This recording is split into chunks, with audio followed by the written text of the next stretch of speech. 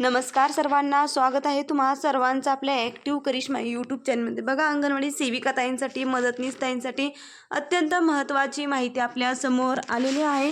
महाराष्ट्र राज्य अंगणवाडी कर्मचारी समन्वय समितीच्या बैठकीत त्यांची चर्चा झालेली आहे। कालच त्यांची ही बैठक 4 जानेवारी 2026 रोजी मुंबईमध्ये पार पडली। या बैठकीमध्ये अंगणवाडी सेविका मदतनीसांसंदर्भात खूप महत्त्वपूर्ण निर्णय घेण्यात आलेला आहे।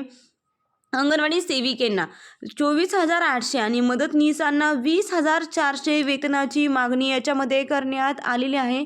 त्यामुळे अंगणवाडी सेविका मदतनीस ताईंसाठी हा व्हिडिओ आणि ही माहिती अत्यंत महत्त्वाची आहे। जास्तीत जास्त अंगणवाडी सेविका ताईंपर्यंत शेअर करा आणि अशाच फक्त आणि फक्त अंगणवाडी संदर्भात नवनवीन अपडेटसाठी आणि माहितीसाठी तुम्ही आजच आपल्या ॲक्टिव्ह करिश्मा यूट्यूब चॅनलला सबस्क्राईब करा। तर जाणून घेऊया महाराष्ट्र राज्य अंगणवाडी कर्मचारी समन्वय समितीच्या बैठकीत काय चर्चा झाली ते। तर बघा ताईंनो, महाराष्ट्र राज्य अंगणवाडी कर्मचारी समन्वय समिती अंगणवाडी कर्मचाऱ्यांच्या प्रलंबित मागण्यांवर समन्वय समितीच्या बैठकीत सविस्तर चर्चा। राज्यासह देशातील अंगणवाडी कर्मचाऱ्यांच्या प्रलंबित मागण्या आणि अर्थसंकल्पीय अधिवेशन काळात दिल्ली येथील आंदोलनावर विचारविनिमय करण्यासाठी 4 जानेवारी 2026 रोजी बघा रविवार होता, या दिवशी दुपारी 12 वाजता हरिकृपा बिल्डिंग, शिवाजी रोड, पनवेल, नवी मुंबई येथे समन्वय समितीच्या निमंत्रकांची महत्त्वपूर्ण बैठक पार पडलेली आहे।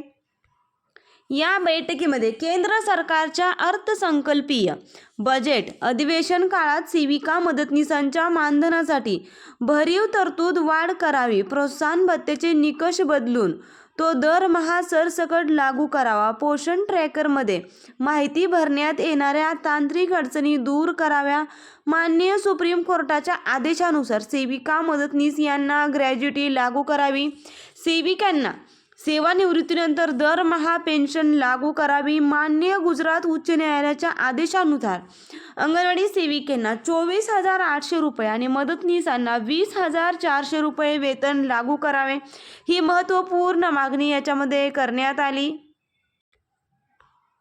यांसह बघा अन्य मागण्यांसाठी दिल्ली येथे अंगणवाडी कर्मचारी प्रतिनिधींचे देशव्यापी धरणे आंदोलन करण्यावर चर्चा करण्यात आली।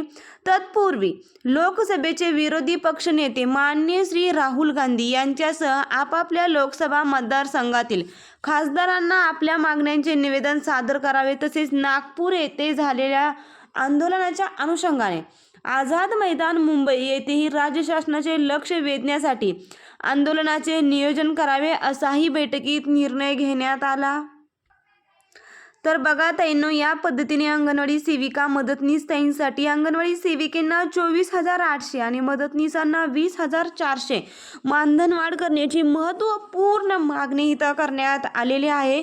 फक्त ही महाराष्ट्र राज्य अंगणवाडी समन्वय समितीची बैठक झालेली आहे, अजून सरकारकडे यांचा प्रस्ताव सादर करायचा आहे।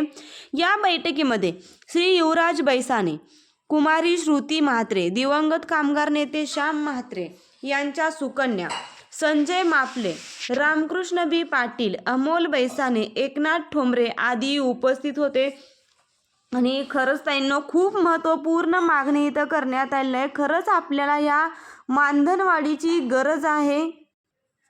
दरमहा अंगणवाडी सेविकांना मानधन भेटत आहे, परंतु पोषण ट्रॅकरमध्ये जी माहिती भरताना अंगणवाडी सेविकांना भरपूर अडचणींचा सामना करावा लागत आहे। मानधन जे भेटत आहे ते अगदी तुटपुंज आहे, अगदी 13,000 आणि 7,500 मदतनीसांना भेटत आहे। एवढ्यामध्ये त्यांचं घर कसं चालणार याचा विचार देखील सरकारने नक्कीच करावा।